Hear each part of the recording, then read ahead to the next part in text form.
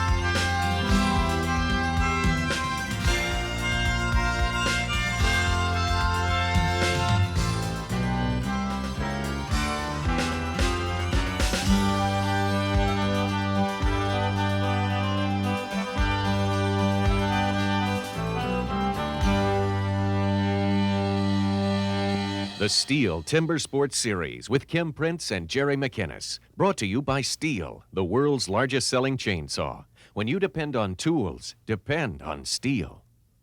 At the turn of the century, New Hampshire was one of the most active logging areas in the country. And these days, the sound of falling timber still rings out in these parts. Hello, everybody. I'm Kim Prince, and welcome to the second stop on our STIHL Timbersports series. Today, the New England Cup, the Lumberjack Championship from Hopkinton, New Hampshire, the site of one of the oldest and most famous fairs in the country. And lumberjacks have come from all over to compete here. Now, the competition after our first stop in West Virginia stands as this. Roland Esslinger has a good commanding lead, 17 points, followed by Mel Lentz with 12, Steve Morgan with 10, and Rick Halverson with 10 as well. It's an absolutely perfect New England day as the preliminaries are just about to begin. So we join my partner, Jerry McInnes, who is with one of the competitors right now. With one of the competitors? What an understatement, Kim. I'm actually against a competitor, competing against Mike Sullivan for the Lumberjack Championship of the world. Seriously, this is a ceremonial first cut, and Mike and I are having a good time with it. Mike knowing in the back of his head that, boy, he sure has a long day ahead of him. Mike, as far as the STIHL points go, I look for some changes in the top 4 or 5, and I'll be surprised if the name Mike Sullivan isn't up there. Well, I hope so, because I had a tough Webster Springs, and I'm looking to do better here, looking to do a lot better here. It probably will be, I shouldn't say easy, but it's very possible to get up in the top 2 or 3, but it's going to be a real step to catch Roland in the top. Yeah, he had a good Webster Springs, and he's sitting pretty comfortable, and he's a good competitor, very strong competitor, and he'll be tough to catch. What event do you think you can pick up a few extra points in? Well, he didn't bring a saw out here, so I'm one up on him in the sawing event, so hopefully maybe there, and if I can, cut a real good underhand. I beat him yesterday in an underhand chop at another show, so hopefully I can beat him today and maybe pick up a few points there. Well, when you see the size of Mike Sullivan's arms, you're going to know he has a good chance to pick up those points. So as we watch the preliminaries for the standing chop, let me explain that each of these events has a preliminary round, and from the 30 or 40 competitors who begin, we'll cut down to a final 6. Now, the 4 events that the Lumberjacks receive STIHL points for are the standing chop, the one-man buck, the stock saw, and the hot saw, which is kind of a souped-up version of the stock saw. Ron Esslinger's in the lead, but don't forget, Mike Sullivan has been strong here in Hopkinton the last 3 years.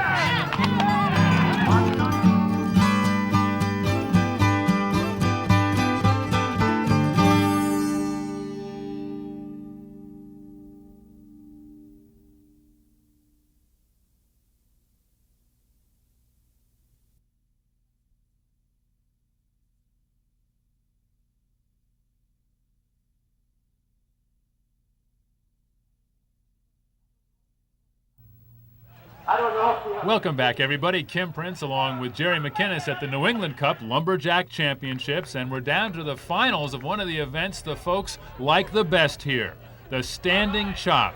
And Jerry, can you imagine doing this event with sneakers on? Well, Don Lambray from Canada and Charlie Van Hall from New York are our first two competitors, and you're right, Kim. I don't think I would try this in sneakers, but then I'm not quite as accurate as these guys are. Don is amongst about a dozen competitors down from Quebec, not too far from here, just a couple hours to Canada. This sport is really popular up in that part of the country. And this chopping event is one of Charlie's specialties, so he'll be pretty hard to beat here in this first heat. 12-inch diameter white pine.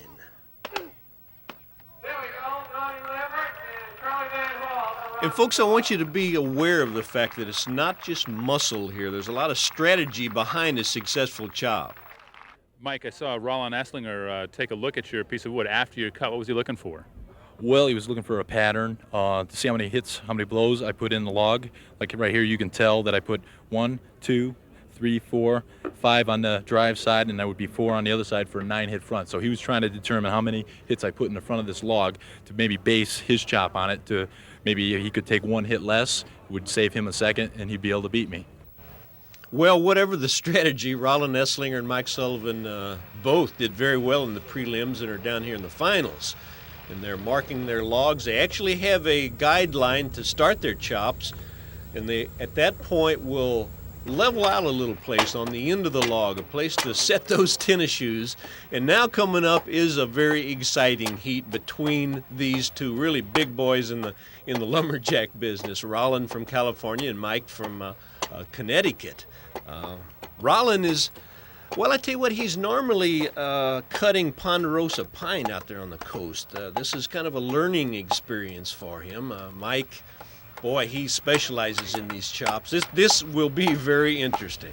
Mike and Roland, you set? Yep. Okay, we have our timers ready. Lumberjacks ready. 5, 4, 3, 2, 1, go! Remember to pay attention to not only the muscle that's being used right here, but their accuracy and how far do they put the head in the wood. Can they get it out in a hurry? Mike has an incredible time going on right here. Boy, that was a real chop. I'm not kidding you. And we should have some times for you in just a minute, but first, Jim Comert's going to talk to us a little bit about axes and how they're sharpened. The heads are ground for the wood that you're cutting. If you're cutting a hardwood, you have a certain type grind on it. If you're cutting a softwood, you have to put a different type of grind on it. And all your cutting is done in the front of the axe, from the edge up to about an inch, inch and a half at most. Is there any angle or anything on the blade at all that allows you to throw the chip out any differently, or?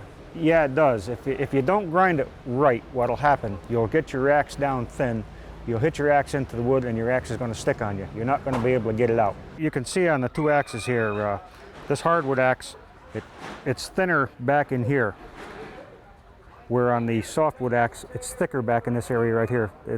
It'll penetrate, and that'll pick that chip up and blow it out. On hardwood, you don't want to do that. Hardwood, you want to get in as far as you can.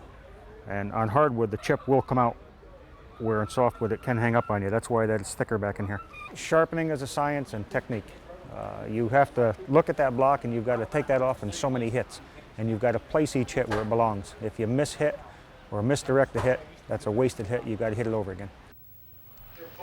Well, Jim ought to know. He's been competing for 19 years, works for the state there in Connecticut, and along with Don Quigley, one of the really good guys in this lumberjack business. These are great fellas to visit with, very knowledgeable, and obviously awful good. They wouldn't be in the finals here.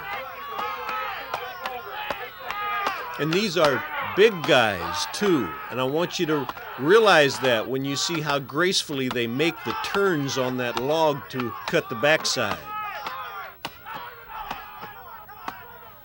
Jim Colbert through the block just ahead of Quigley, and these 6 finalists are now ready for a total. So in the finals of the underhand chop, Mike Sullivan wins convincingly by over 2 seconds, 15.71. Roland Esslinger kind of disappointed with his 17.85. Jim Colbert in third with 19.45. And from Lee, New Hampshire, Don Quigley in fourth. Mike, you told me beforehand that the wood was everything, but you said you had a bad piece of wood.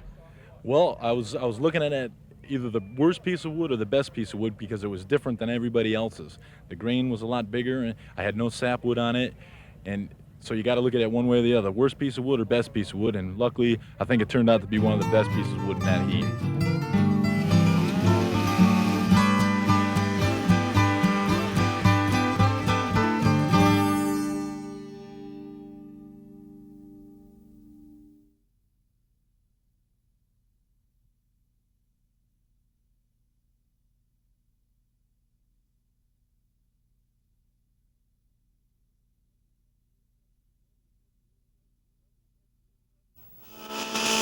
Well, do you have your earplugs in? I hope so. This is Jerry McInnes back in New England, and the Timber Sports series now brings us to our sawing events, the first being the stock saw.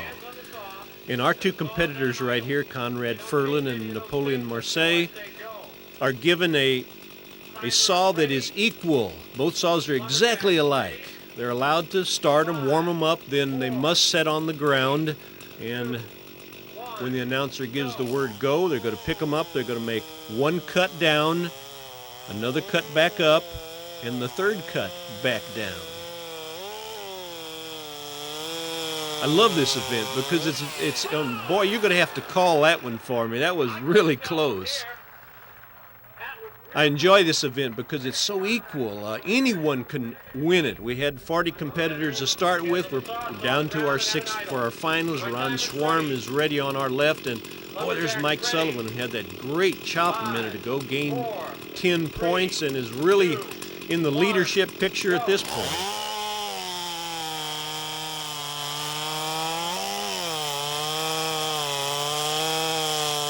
I don't think I have to say this. As we watch Mike Sullivan do very well in this particular heat, and I don't believe I have to say this now, but don't try this at home. Whenever you're using a chainsaw, please check with all the manufacturer's specs and have an experienced hand with you when you start out, please. Don Dolliver here and Sheraton Doyle. Timers ready? Lumberjacks ready? This is 12-inch white pine. We've got 3 cuts to make in this log. 1, go. Watch very carefully. When anybody bogs the saw down, they lose a split second. The smoother your cut, the better time you're going to have. In all of our sawing events, the judges and timers are watching for that wood to hit the ground, and I think we had another photo finish right here. First place is valuable. It's worth 10 points. Second place is worth 7, third 5, and fourth 3 points in the overall points. So the stock saw shaped up this way. Mike Sullivan, the winner from Winsted, Connecticut, 12.16 seconds, followed by Napoleon Mercier of Quebec in Canada, 12.46, and then in third and fourth places, Conrad Ferland of Morrisville, Vermont, and Don Dolliver of Moncton, Vermont. Well, as I said before, the stock saw event is such an equal event. Anyone could win it, so it's got to be a tremendous bonus for Mike Sullivan.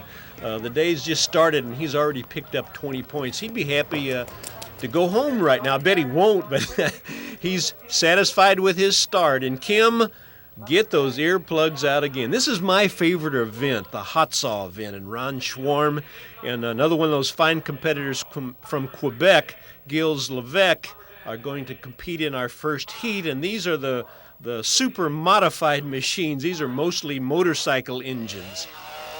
They have to be started before you can cut, and Gilles is out of the competition right off the bat. Again, 3 cuts, 2 down and 1 up, and the guys are competing against the clock. And you'll notice that 5 inches in from the end of the log is a light red line that the officials have marked. The competitor must make his 3 cuts within that light line. That dark line that Ron just hit was a mark he made himself. So remember, 3 cuts within a 5-inch area. These next 2 competitors are something else. This is Ron Johnson competing against last year's champion, Chauncey Varner. Ron, or his father, has been the world's champion for the last 20 years, I guess, and Chauncey has won this event the past 2 years. Look out.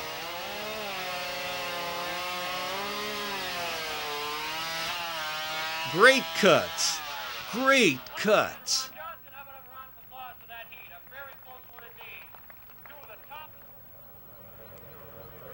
You'll notice that these saws are very heavy. Chauncey has really a time of it just lifting the saw, but his cuts are so smooth. Chauncey Varner with a great time. Boy, here's one of my favorites, Eugene Villeneuve. Eugene's at most hot saw events, always in the top 3 or 4. And Mike Sullivan again. Boy, what another bonus for him to get to the finals. Many of the choppers and sawers don't even really compete hard in the hot saw or the stock saw event, but they want these points, so everyone's going all out. They're asked to stop their saw, place their hands on the log, and then their saw must start before they can make their cut. 4, 3, 2, 1, go. Good start for both competitors. Ooh, Mike made a little bit of bobble on his upcut, but still 2 good times. As I said before, my favorite event. Boy, the sawdust flies, doesn't it? As you're making your down cut, the sawdust bogs up in the back of your saw, and when you're making your upcut, it really throws it. So here are the final tabulations in the hot saw. Chauncey Varney of South Hero, Vermont, the winner, 6.88 seconds. A second behind him, Ron Johnson of Voluntown, Connecticut. And then Eugene Villeneuve and Ron Schwarm, both of Waterville, Vermont, in 3rd and 4th places. Well, Kim, not only did Chauncey pick up 10 points and win the event, he also set a new record here in New Hampshire with a time of 6.88 seconds. What a cut.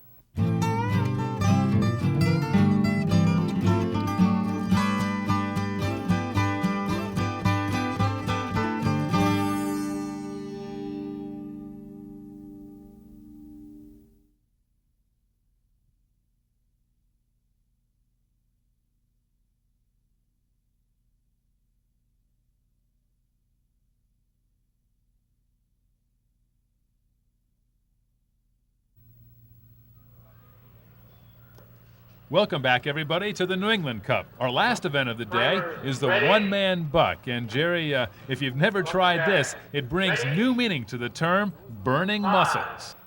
Yeah, I'd think that stamina would really become important at this part of the game. You've been lifting and pushing and sawing and chopping all day. Now you're being asked to give it your all for 25 more seconds, and Roland Esslinger and Jerry Scott will give it their all right here. Jerry has his work cut out for him, though, because Rollins specializes in this event. As a matter of fact, he's the world record holder. Oh, and it's a good cut for Rollins. He obviously did well in the prelims with a newly sharpened saw, and he's done well here in the finals. He farms out that sawing, incidentally. He'd touch up the teeth of his blade, but never try to file it completely himself. Say, who's that assistant Rollin right there? It's his biggest competitor, Mike Sullivan. Every one-man buck competitor has a second who kind of oils the blade and wedges the cut, makes the cut a little bit easier, and I find it interesting that Mike is in there shouting encouragement to many of his competitors. Jim Colbert and Matt Bush up next. Matt is one of the younger lumberjack competitors. He always seems to be in the top 5, I think, with a little bit more experience, about another year under his belt.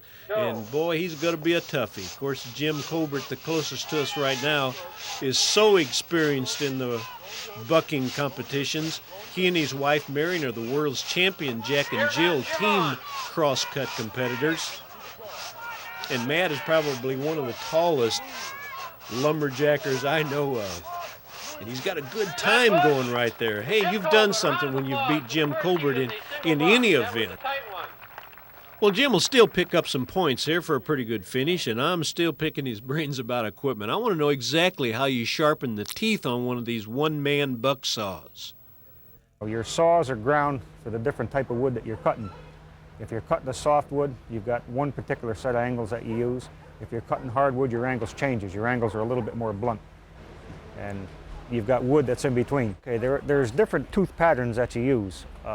You can use a big gullet, a big tooth, or you can use a standard gullet, standard tooth, which is a little bit smaller tooth.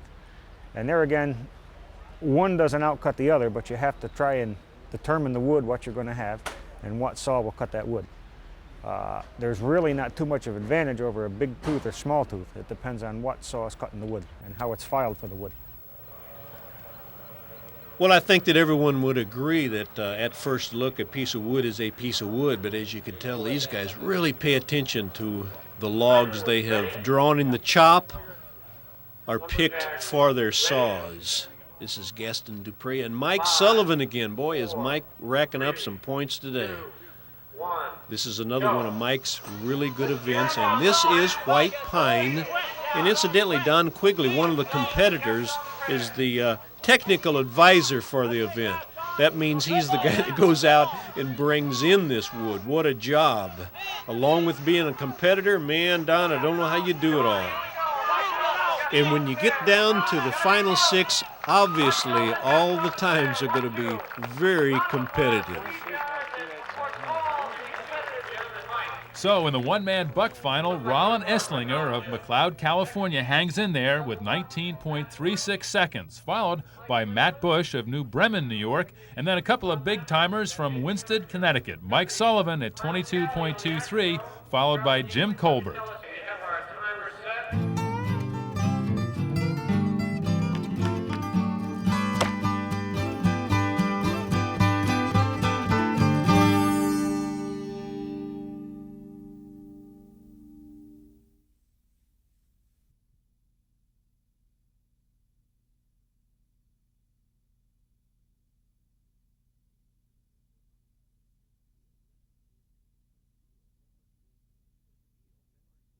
The STIHL Timber Sports Series has been presented by STIHL. When you depend on tools, depend on STIHL.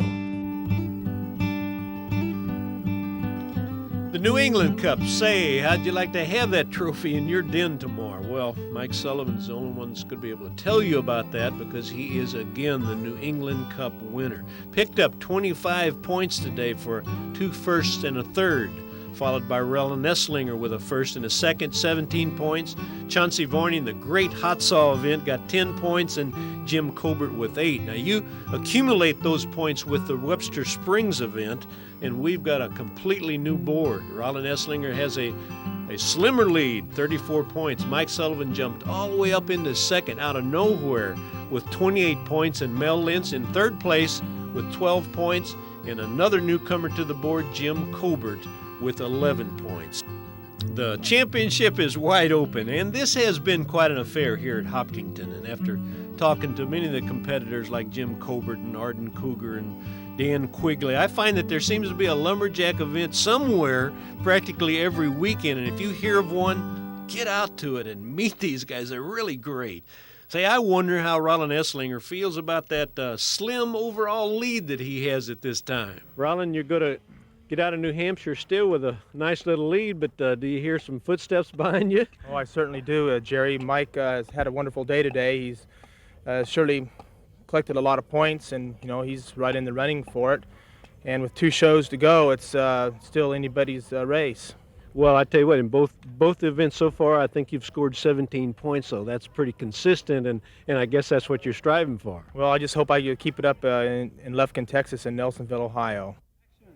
And those final results will be carried forward to our next stop on the Timber Sports Series, which will be in Lufkin, Texas for the Texas Forest Festival. Hope you can join us there.